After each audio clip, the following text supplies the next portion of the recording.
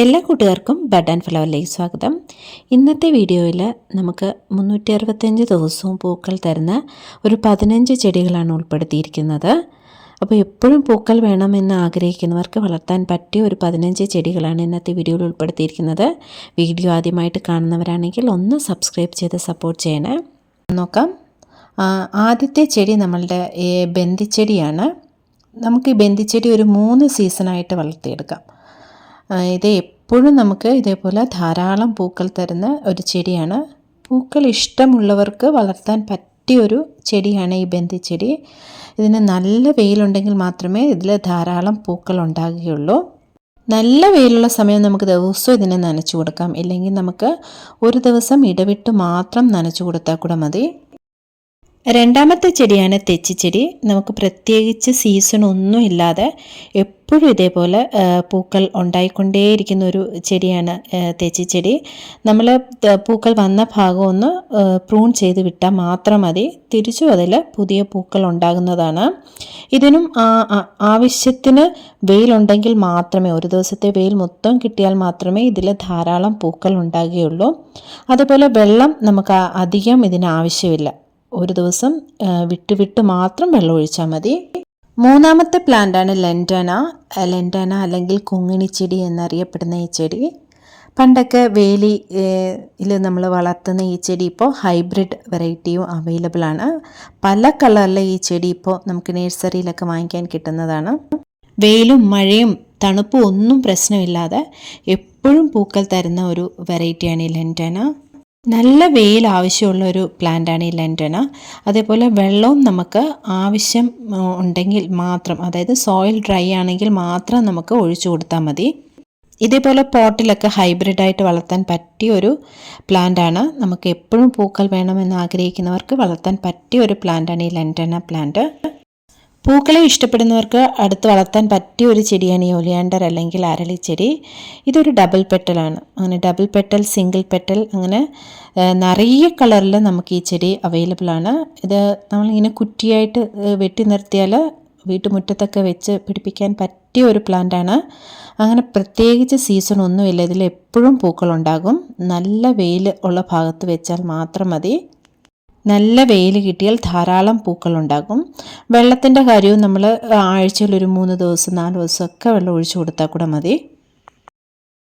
അടുത്ത് നമ്മൾ നോക്കാൻ പോകുന്ന അഞ്ചാമത്തെ പ്ലാന്റിന് ഈ ടെക്കോമ പ്ലാന്റ്. അത് 365 ദിവസവും പൂക്കൾ ഉണ്ടാകുന്ന ഒരു പ്ലാന്റാണ് ഈ ടെക്കോമ വെറൈറ്റി.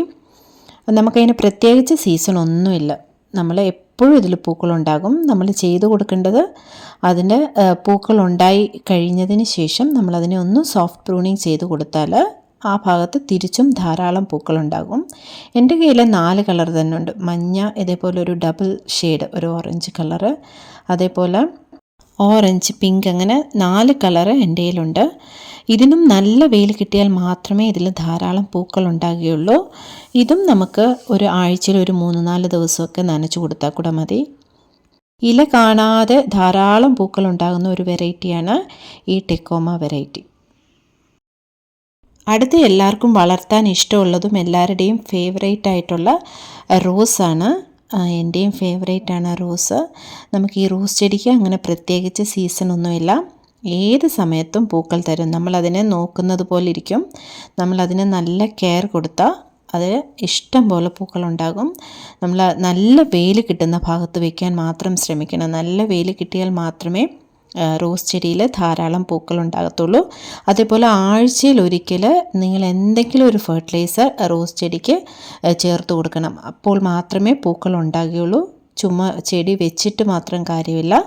നമ്മൾ ഓരോ 7 ദിവസം കൂടുമ്പോഴും അല്ലെങ്കിൽ ആഴ്ചയിൽ ഒരിക്കൽ DAP, NPK, banana peel fertiliser, കപ്പലിൻ്റെ പിണ്ണാക്ക് പുളിപ്പിച്ചത്, കടലപ്പിണ്ണാക്ക് പുളിപ്പിച്ചത്, മുട്ടയുടെ തോട് ഉണക്കി പൊടിച്ചത്, അല്ലെങ്കിൽ ബോൺ മീൽ പൗഡർ, അങ്ങനെ എന്ത് വേണമെങ്കിലും നിങ്ങൾക്ക് ചേർത്ത് കൊടുക്കാവുന്നതാണ്. എങ്കിൽ മാത്രമേ ഇതേപോലെ ധാരാളം പൂക്കൾ ഉണ്ടാകുകയുള്ളൂ.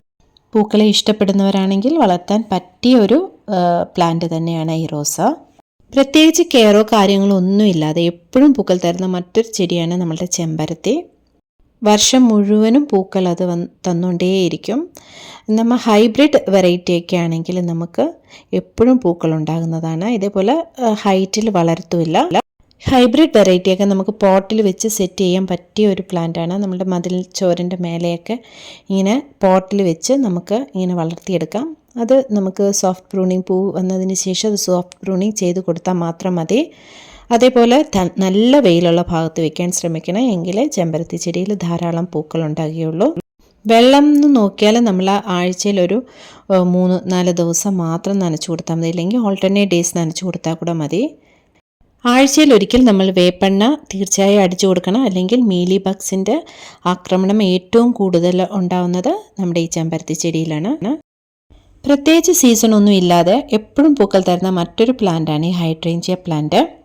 നാടൻ വെറൈറ്റിയൊക്കെ ആണെങ്കിൽ നല്ല ഹൈറ്റിൽ പോയതിന് ശേഷം മാത്രമേ പൂക്കൾ തരത്തുള്ളൂ. ഇപ്പോൾ നമ്മൾ ഈ ഹൈബ്രിഡ് വെറൈറ്റിയൊക്കെ ഒരുപാട് ഇപ്പം നഴ്സറിയിലൊക്കെ വാങ്ങിക്കാൻ കിട്ടും. അതൊക്കെ ആണെങ്കിൽ എപ്പോഴും പൂക്കൾ ഉണ്ടായിക്കൊണ്ടേയിരിക്കും. പ്രത്യേകിച്ച് കെയറോ കാര്യങ്ങളോ ഒന്നും ആവശ്യമില്ലാതെ നമുക്ക് ഈസി ആയിട്ട് വളർത്തിയെടുക്കാൻ പറ്റിയ ഒരു പ്ലാന്റാണ് ഈ ഹൈഡ്രേഞ്ചിയ പ്ലാന്റ്. അതിൻ്റെ pH ലെവലിനനുസരിച്ചാണ് നമുക്കിതിൻ്റെ പൂവിൻ്റെ കളറിന് വ്യത്യാസം വരുന്നത്. രാവിലത്തെ ഒരു 3-4 മണിക്കൂർ വെയിൽ മാത്രം മതി ഇതിന്. വെയിൽ കൊണ്ടാൽ മാത്രമേ ഇതിൽ ധാരാളം പൂക്കൾ ഉണ്ടാകുകയുള്ളൂ. പ്രത്യേകിച്ച് സീസണൊന്നുമില്ലാതെ എപ്പോഴും പൂക്കൾ തരുന്ന മറ്റൊരു പ്ലാന്റാണ് ഈ ഗന്ധരാജൻ. ചില സ്ഥലങ്ങളിൽ നമുക്കിതിനെ പാരിജാതം എന്നും അറിയപ്പെടാറുണ്ട്. നല്ല വെയിൽ കിട്ടുന്ന ഭാഗത്ത് വെച്ചാൽ മാത്രം മതി. ഇതൊരു വെരിഗേറ്റഡ് വെറൈറ്റിയാണ്. നമുക്കിപ്പോൾ ഹൈബ്രിഡ് വെറൈറ്റിയൊക്കെ നഴ്സറിയിൽ വാങ്ങിക്കാൻ കിട്ടും. അതൊക്കെ ആകുമ്പോൾ നമുക്ക് പോട്ടിലൊക്കെ വെച്ച് സെറ്റ് ചെയ്യാവുന്നതാണ്. സ്ഥലമില്ലാത്തവർക്കും വീട്ടിൽ വളർത്താൻ പറ്റിയ ഒരു പ്ലാന്റാണ് നമ്മുടെ ഗന്ധരാജൻ. ഇതിലെ ഒരു പൂ മതി നമ്മുടെ പരിസരം മൊത്തം സുഗന്ധം പടർത്താൻ. ഈ പാരിജാതത്തിൻ്റെ ഒരു പൂ മതി. പ്രത്യേകിച്ച് കെയറോ കാര്യങ്ങളോ ഒന്നും ആവശ്യമില്ലാതെ എപ്പോഴും പൂക്കൾ തരുന്ന ഒരു ചെടിയാണിത്. നല്ല വെയിലത്ത് മാത്രം വെക്കാൻ ശ്രമിക്കുക. അതേമാതിരി നമുക്ക് ഒരു ദിവസം വിട്ട് വെള്ളം ഒഴിച്ചു കൊടുത്താൽ മതി.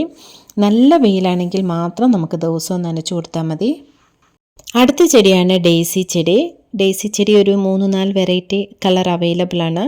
അതായത് എൻ്റെ കയ്യിലിരിക്കുന്ന ഒരു ലൈറ്റ് ബ്ലൂ ആണ്, നല്ല ഡാർക്ക് വയലറ്റ് വരും, നല്ല ഡാർക്ക് പിങ്ക്, യെല്ലോ, വൈറ്റ്, അങ്ങനെ ഒരു 4 കളറിൽ നമുക്ക് ഡെയ്സി അവൈലബിൾ ആണ്. ഇതിനും പ്രത്യേകിച്ച് സീസൺ ഒന്നുമില്ല, നമുക്ക് എപ്പോഴും പൂക്കൾ തരും. പൂക്കൾ വന്ന ശേഷം ആ തണ്ട് ഭാഗം അങ്ങ് കട്ട് ചെയ്ത് കളഞ്ഞാൽ മതി. തിരിച്ചും നമുക്ക് പുതിയ പൂക്കൾ ഉണ്ടാകുന്നതാണ്.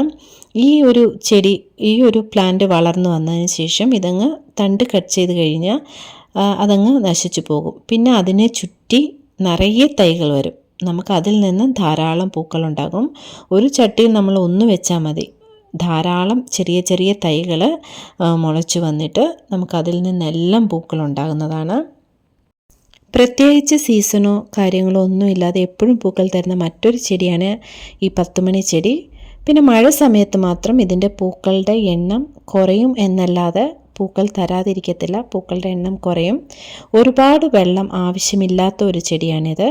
നമുക്ക് നല്ല വെയിലാണെങ്കിൽ മാത്രം ദിവസം നനച്ചു കൊടുക്കാം, ഇല്ലെങ്കിൽ നമുക്ക് ഒരാഴ്ചയിൽ ഒരു 2-3 പ്രാവശ്യം മാത്രം നനച്ചു കൊടുത്താൽ മതി. കാരണം ഇതിൻ്റെ തണ്ടിന് വെള്ളം ശേഖരിച്ച് വെക്കാനുള്ള ഒരു കഴിവുണ്ട്. അപ്പോൾ അതുകൊണ്ട് നമ്മൾ ഒരു ദിവസം നനച്ചില്ലെങ്കിൽ കൂടെ ഈ ചെടിക്ക് ഒന്നും സംഭവിക്കത്തില്ല. പൂ വന്നതിന് ശേഷം നമുക്കതിനെ സോഫ്റ്റ് പ്രൂണിങ് ചെയ്യണം, അപ്പോഴേ തിരിച്ചും നിറയെ പൂക്കൾ ഉണ്ടാകത്തുള്ളൂ. അതേപോലെ വർഷത്തിൽ ഒരിക്കൽ നമുക്കിതിനെ ഹാർഡ് പ്രൂണിങ് ചെയ്ത് കൊടുക്കണം. നന്നായിട്ട് ഇതിനെ കട്ട് ചെയ്തിട്ട് നമുക്ക് DAP, NPK പോലുള്ള വളങ്ങൾ ചേർത്ത് കൊടുത്താൽ തിരിച്ചും ഇതിൽ പൂക്കൾ ഉണ്ടാകുന്നതാണ്. മഴയത്തും വെയിലത്തും ഒക്കെ വെച്ച് വളർത്താൻ പറ്റിയ ഒരു പ്ലാന്റാണ് ഈ പെൻറ്റാസ്. എപ്പോഴും ഇതേപോലെ പൂക്കളുണ്ടാകും. നമ്മുടെ തെച്ചിച്ചെടിയുടെ ഒരു പൂവിൻ്റെ ഒരു മോഡലാണ് ഈ പെൻറ്റാസിൻ്റെ പൂവിന്. നമുക്കിതിനെ സെമി ഷെയ്ഡിൽ വെച്ചും വളർത്തിയെടുക്കാവുന്നതാണ്. അതേപോലെ പൂക്കൾ വന്നതിന് ശേഷം ആ ഭാഗം കട്ട് ചെയ്ത് കളയണം, എങ്കിൽ മാത്രമേ അതിൽ തിരിച്ചും പുതിയ പൂക്കൾ ഉണ്ടാകുകയുള്ളൂ. ഒരുപാട് കളറിൽ ഈ പെൻറ്റാസ് അവൈലബിൾ ആണ്. Red, pink, light pink, violet, അങ്ങനെ പല കളറിലും കാണാനുണ്ട്. അടുത്ത ചെടിയാണ് വിൻക ചെടി. പ്രത്യേകിച്ച് സീസൺ ഒന്നുമില്ലാതെ എപ്പോഴും പൂക്കൾ തരുന്ന ഒരു ചെടിയാണ് ഈ വിൻക. നാടൻ വെറൈറ്റിയൊക്കെ ആണെങ്കിൽ നല്ല ഹൈറ്റിൽ പോയിട്ട് മാത്രമേ പൂക്കൾ തരത്തുള്ളൂ. പക്ഷേ ഇപ്പോൾ ഹൈബ്രിഡൊക്കെ നിറയെ നഴ്സറിയിലൊക്കെ വാങ്ങിക്കാൻ കിട്ടും. അതാകുമ്പോൾ അധികം ഹൈറ്റിൽ പോകത്തില്ല. ചെറിയ ചെറിയ പോട്ടിൽ നമുക്ക് വെച്ച് സെറ്റ് ചെയ്ത് ഹാങ് ചെയ്ത് വെക്കാവുന്നതാണ് ഈ വിൻക പ്ലാന്റ്. അതേപോലെ സെമി ഷെയ്ഡി വെച്ചാൽ കൂടെ ധാരാളം പൂക്കൾ ഉണ്ടാകുന്ന ഒരു പ്ലാന്റാണ് വിൻക. നമുക്ക് വെള്ളം ഒഴിക്കുന്നത് കൂടെ ആഴ്ചയിൽ ഒരു 3-4 പ്രാവശ്യം വെള്ളം ഒഴിച്ചാൽ മതി. നല്ല വെയിൽ താങ്ങുന്ന ഒരു പ്ലാന്റാണ് ഈ വിൻക. സമയമില്ലാത്തവർക്ക്, ചെടിയെല്ലാം നോക്കാൻ സമയമില്ലാത്തവർക്ക് വളർത്തിയെടുക്കാൻ പറ്റിയ ഒരു പ്ലാന്റാണ് ഈ വിൻക പ്ലാന്റ്.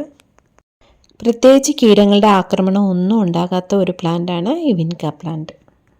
വെയിലോ മഴയോ ഒന്നും നോക്കാതെ എപ്പോഴും പൂക്കൾ തരുന്ന ഒരു മറ്റൊരു വെറൈറ്റിയാണ് നമ്മളുടെ ഈ നന്ദ്യാർ വട്ടം.